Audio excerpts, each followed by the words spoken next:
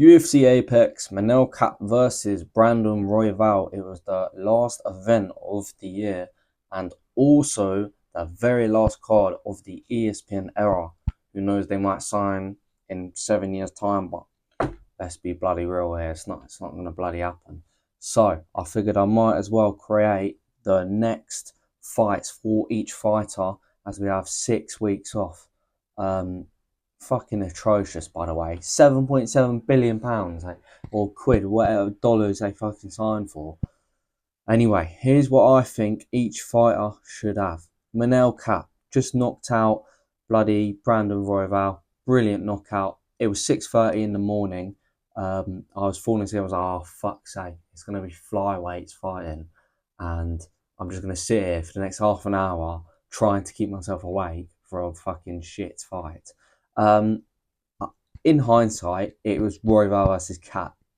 Some of the most entertaining flyweights. And yeah, I was really wrong. And I was very happy that he knocked out Royval. And I'm showing it on screen who I think he should fight next. I think that he should get bloody Tatsu or Tyra. Can this ad fuck off? Reason for that is because Pantoja, yeah, he's fucked his arm, but like, and they want to go to Japan and they're going to be biased to Tyra. But firstly, Tyra don't deserve it. He was doing shit in his fight before he knocked out bloody, what, Moreno? What's his name? Oh, it was Moreno, yeah. If I got that wrong, that would have been terrible. Yeah. And then he just flattened him out, and it was a shit TKO. At least Manel Kape. People were saying that was an early stoppage, to be fair. Um, got a better KO. I think they need to face each other. And Pantoja, he's not going to take a year out. He knows he's old and he needs to get back in there soon. So he's not going to just wait till he's fully healed up and go back in there at what, 37?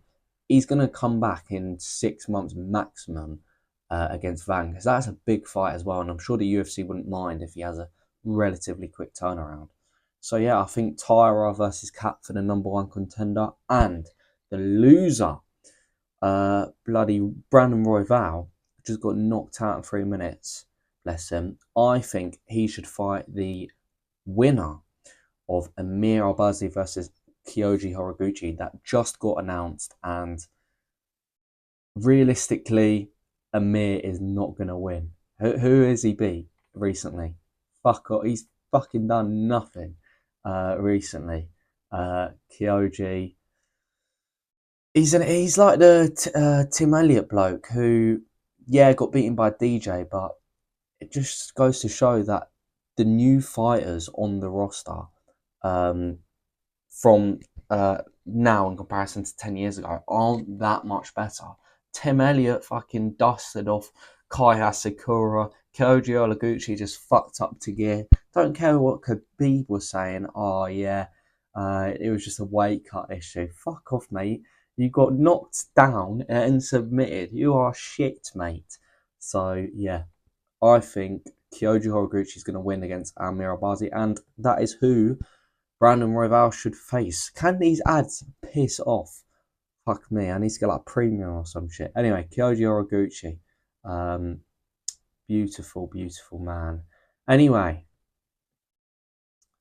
who else is there? Giga Chikadze versus Kevin Vallejos.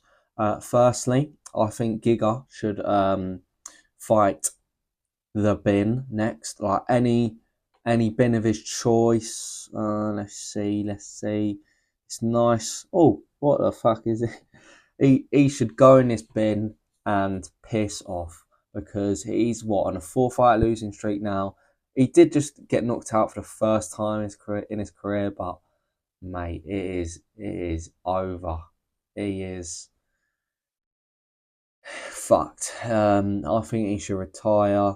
Uh, yeah, just he should fight a bin next, or just not no one in the UFC. Just people saying, "Oh yeah, it was a close round. Giga could have won the first round." Mate, look at it. Look at his shin.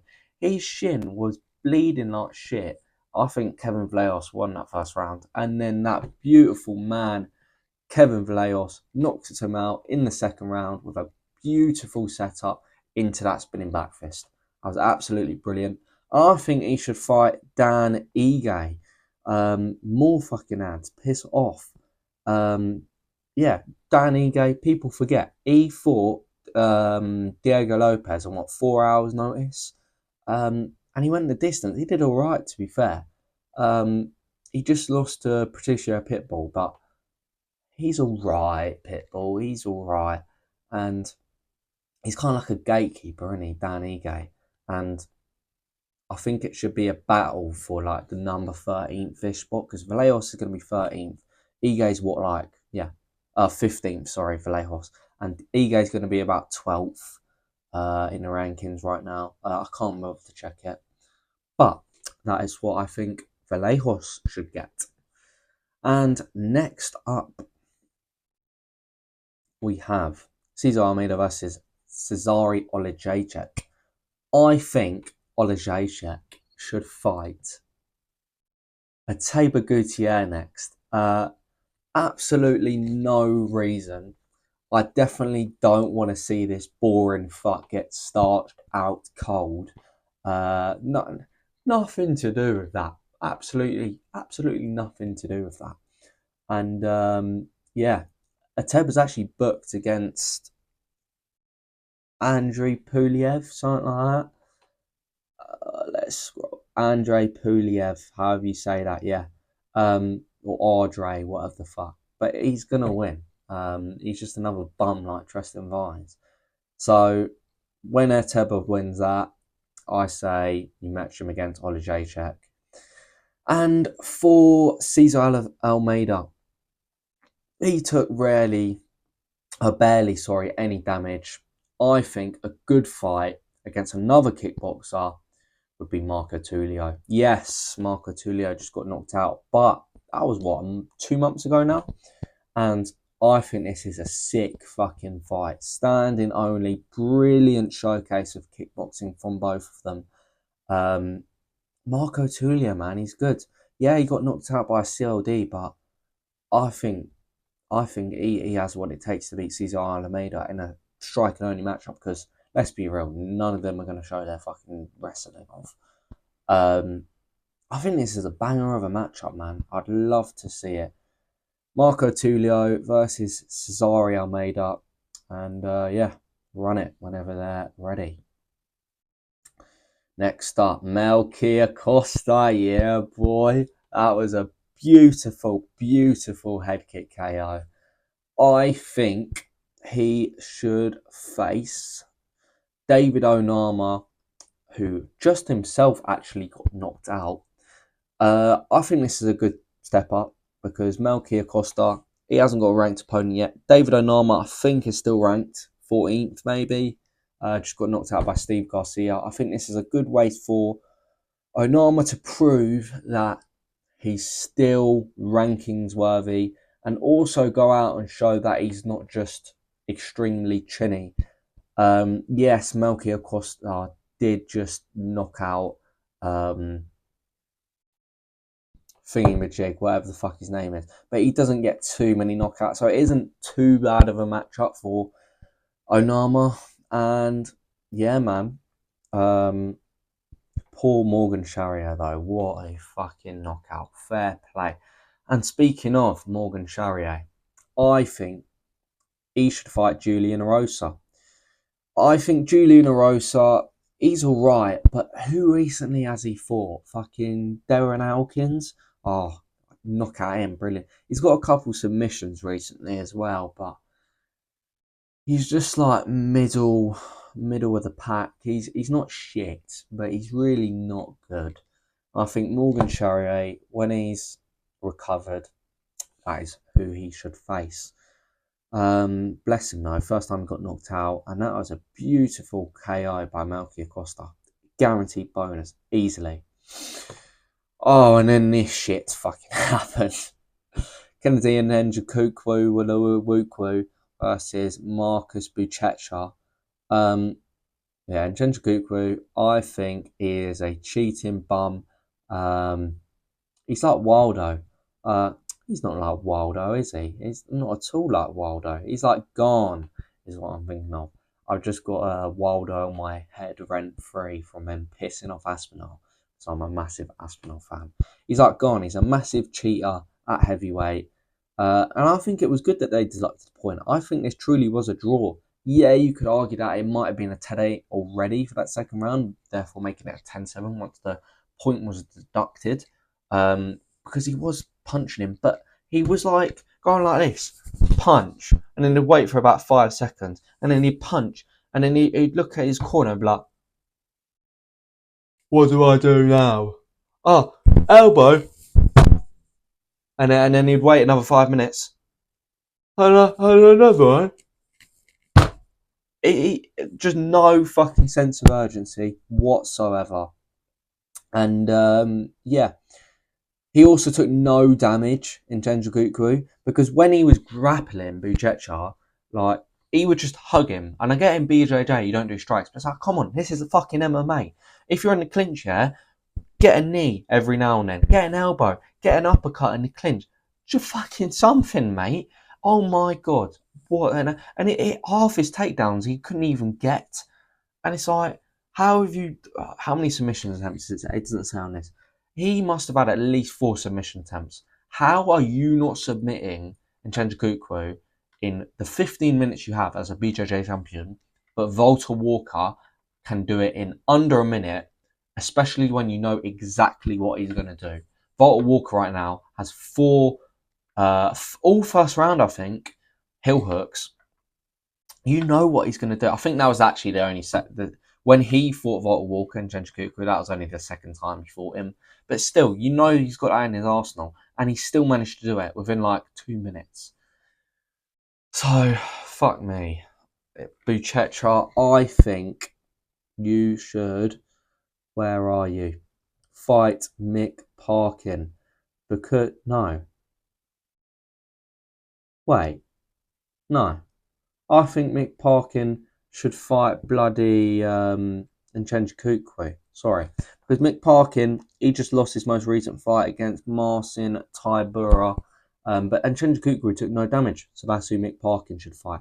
Sorry. I think Mario Pinto should be the person that fights Marcus Buchecha.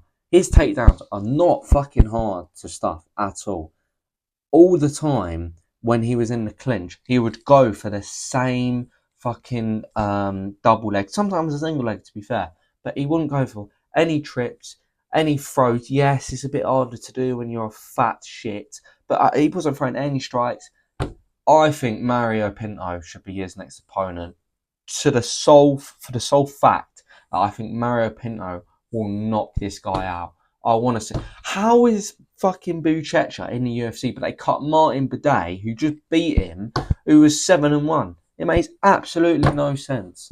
Absolutely. And they don't even like grapplers that much anymore. Like, yeah, they have a bit of bias to the Dagestanis, but apart from that, they prefer strikers. I don't know why they're so fond of Buchecha. He is an absolute twat, and he should be removed. Or fight Pinto. And now next up, in the big 2025, almost 2026, we got King Green in the wing column. Fuck me. I think somehow, I mean, he just got knocked out by, what's his bloody name? Rufy, recently knocked out to Turner. He also fought Dawson, they knocked out, etc. But I think he's just outside the rankings. You don't give him a bum like Lance Gibson Jr. Maybe another guy you could feed his debut to, King Green. But I think a perfect matchup would be Nasrat Haqparast because just got knocked out by Quilin Salkeld. He's going to need some time off. And Bobby Green is not the most insanely active. Don't get me wrong. He's not insanely active because he keeps getting knocked out. But I think this is a good fight. Nasrat got knocked out about a month ago. Beautiful knockout by Salkeld. And I think they're about the same level. Let's run it, man. And his opponent, speaking of Quilin Salkeld, I think that is who Lance Gibson Jr. should face. Now, there's a certain narrative of the opponents that Quilin Salkeld is currently facing. And let's just have a look. We got Anshul Doble, Yanal Ashmuz, do our Hawani impression, Jewish. So Indian Jewish. Nazrat Haprof. What is he actually? Afghanistani. What is he? What? Oh no, I thought he said he was Australian. Where is he? Afghanistani. There we go. And then he's fighting an Asian now, Rongzhu. Espiril. He's going to be a knockout. But there's another minority he hasn't faced yet. He is known as the Minority Killer, whether you like it or not. That is his literal nickname he's given himself. There's a certain massive minority, racial ethnicity. Oh, just fucking run it with Lance Gibson is what I'm trying to say. Yeah, I want to see that cunt get knocked out. And yeah. All right. Let's see the prelims. I'm not going to go over every single fight because it's like, oh yeah, please tell me what Melissa Croden's next fight is. Please, please, please. Fuck off. No one cares. Oh, Luana Santos, what a beautiful woman. But I don't care what her next fight is. So, Neil Magny, I think he should have just accepted Sam Patterson's call out. Sam Patterson is at my gym.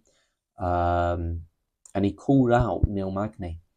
But he must be ducking, mate, because how are you not fighting him, but you're fighting someone that was 28-1 going into the fight? What a brilliant fight by Yaroslav Amosov. I think Amosov, as well as Magny fighting Sam Patterson, who deserves a ranked matchup, or someone close to the rankings, actually, I should say. He's on a four fight first round finishing streak, Patterson. Give him a ranked matchup, man. I think Amosov, to be fair, you could give him Patterson as well. Don't rush him too quickly, man. I mean, he's only had 30 bloody fights. Don't rush him too quickly. Nah, if he gets a ranked matchup, I wouldn't mind. But I don't care too much. So yeah, Johnson Brito barely won against Isaac Thompson. Yeah, that happened. Sean Sheriff versus Stephen Asplan. Now, this is a fight I want to talk about. Sean Sheriff, bless him. He has fucking huge chin on him. I'd love to see him fight Derek Lewis one day. He'd need to have a bit of a step up, a couple more fights before he gets a Derek Lewis matchup. But that's like it's like nuclear bomb versus small baby or whatever. Unstoppable force versus immovable object. His chin is insane at heavyweight. The amount of output. Can I see on it? Fuck me! Look how many strikes that is. Almost all but 2 strikes were significant for both of them. Oh, every strike of Sheriff's is significant. Fuck me. Aspland, I think we should give him Josh Hockett. I don't think he's going to get the Volta Walker matchup that he was calling for. Give him Aspland. I felt bloody sad for him when Aspland was on the mic saying, oh yeah, I used to be £500, I'm a fat shit. I felt bad because so many people don't know who that was. There's quite a few people out there taking the piss of his excess skin from being £500. So I felt a bit bad for him, even though I wasn't the one taking the piss out of him on Twitter. No. But yeah, Josh Hockett. And yeah, I think that'll be a good Josh Hockett in the build-up. Could you imagine with with his shit talk? That'd be brilliant. Luana Santos, fit. That's what I got to say. Alan Fry needs to be cut. This isn't the ultimate hugging championship, little bro. Yeah, cut him. Absolute shit. Pat was actually doing decent. He needed to separate from the clinch more because his best game was at range. But then when Fryer would clinch with him, right, he wouldn't do anything except for drop for the same fucking single leg. What are you doing? He would do a bit of damage, unlike Buchecha in the clinch, but he would just drop for the same thing as that. If someone has an underhook on you, don't drop into that fucking underhook, you stupid twat. What are you doing? And my phone's that's recording the audio has just died, so I'm pretty sure the audio for this is going to be shit now because I'm going to have to use a camera audio. But yeah, cut Alan Fry, give Pat. To be fair, you could give him Sean Sheriff, be alright. Yeah, Jamie Limhoff, beautiful knockout. Yeah, fuck you, Teresa Blader, trying to fucking ruin my entire night, you twat. Going for the exact same thing in your grappling. I can't remember what it was because it was last night at 12 because the prelims had just started. But still, no fight IQ whatsoever. You've been out for 2 years and that's what you had to show. Like, yeah, you'd still absolutely butcher me in a fight. You'd absolutely fuck me up. But still, Jesus Christ, mate. What are you doing? Where's your fight IQ? Oh, my days. Anyway, well done to Jamie Linhoff. I don't care what our next matchup is. And that was it. Yeah. I'm kind of pissed off that the audio is going to be shit for this now. But I wanted to record this for a laugh anyway. I'm really not that bothered. So yeah, I'm gonna upload this to my channel that I haven't posted a video in fucking ages. And oh yeah, let's get off the screen. Yeah, goodbye. How do I fucking stop this? Oh, here we go.